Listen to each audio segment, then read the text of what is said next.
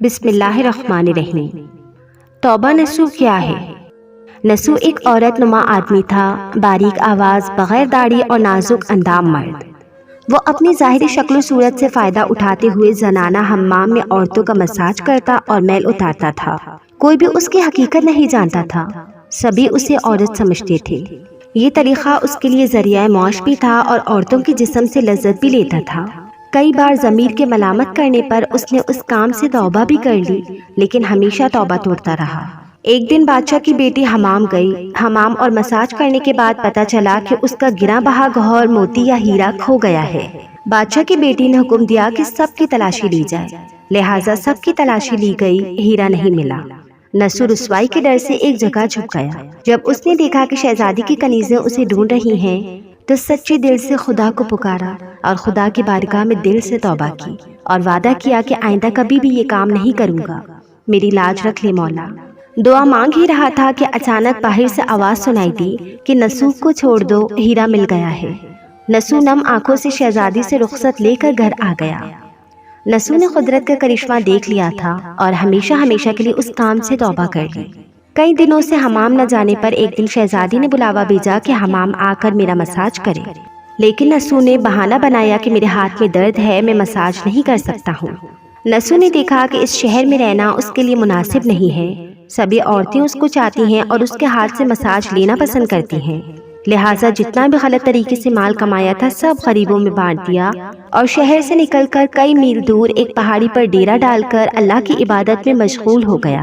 ایک دن اس کی نظر ایک بھینس پر پڑی جو اس کے قریب گھاس چر رہی تھی۔ اس نے سوچا کہ یہ کسی چرواہے سے بھاگ کر یہاں آ گئی ہے، جب تک اس کا مالک نہ آ جائے تب تک میں اس کی دیکھ بھال کر لیتا ہوں، لہٰذا اس کی دیکھ بھال کرنے لگا۔ کچھ دن بعد ایک تجارتی قافلہ راستہ بھول کر ادھر آ گیا جو سارے پیاس کی شدت سے نڈال تھے۔ انہوں نے نسو سے پانی مانگا۔ نسو نے سب کو بھینس کا دودھ پلایا اور سب کو سیراب کر دیا۔ قافلے والوں نے نسو سے باہر جانے کا راستہ پوچھا۔ نسو نے ان کو آسان اور نزدیکی راستہ دکھایا۔ نسو کی اخلاق سے متاثر ہو کر تاجروں نے جاتے ہوئے اسے بہت سارا مال بطور تحفہ دیا۔ نسو نے ان پیسوں سے وہاں کنواں کھدوا دیا۔ آہستہ آہستہ وہاں لوگ بسنے لگے اور عمارتیں بننے لگی۔ وہاں کے لوگ نسو کو بڑی عزت اور احترام کی نگاہ سے دیکھتے تھے۔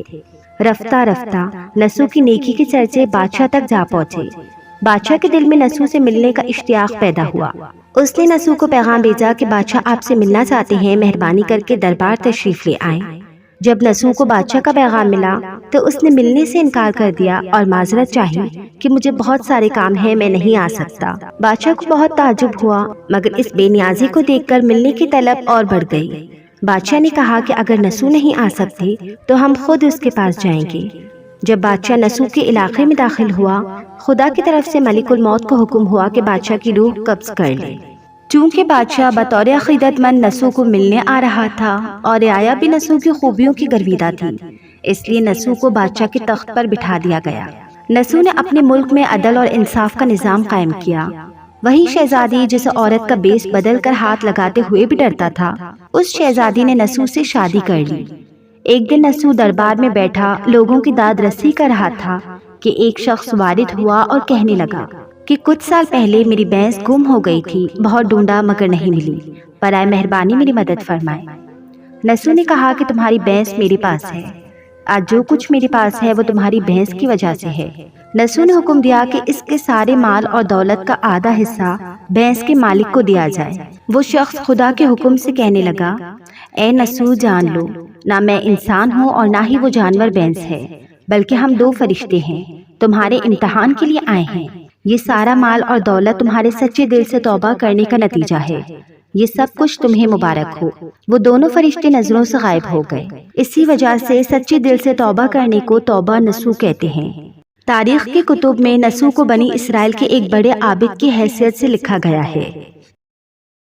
اس کہانی سے ہمیں یہ سبق ملتا ہے، نسو رزق کمانے کے لیے اللہ کا ناپسندیدہ کام کیا کرتا تھا۔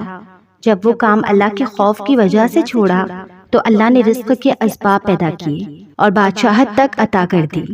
حرام طریقے سے لذت حاصل کرنا چھوڑا تو اللہ نے نکاح میں شہزادی دے دی۔ اللہ تعالیٰ سب کو توبہ کرنے اور تادم مرگ اس توبہ پر قائم رہنے کی توفیق عطا فرمائے، آمین۔ اس طرح کی اور بھی کہانیاں سننے کے لیے میرے اس چینل کو سبسکرائب کر کے بیل نوٹیفیکیشن کو آن کر دیں اور میری اس ویڈیو کو لائک کر کے اپنے دوستوں کے ساتھ ضرور شیئر کریں۔ جزاک اللہ۔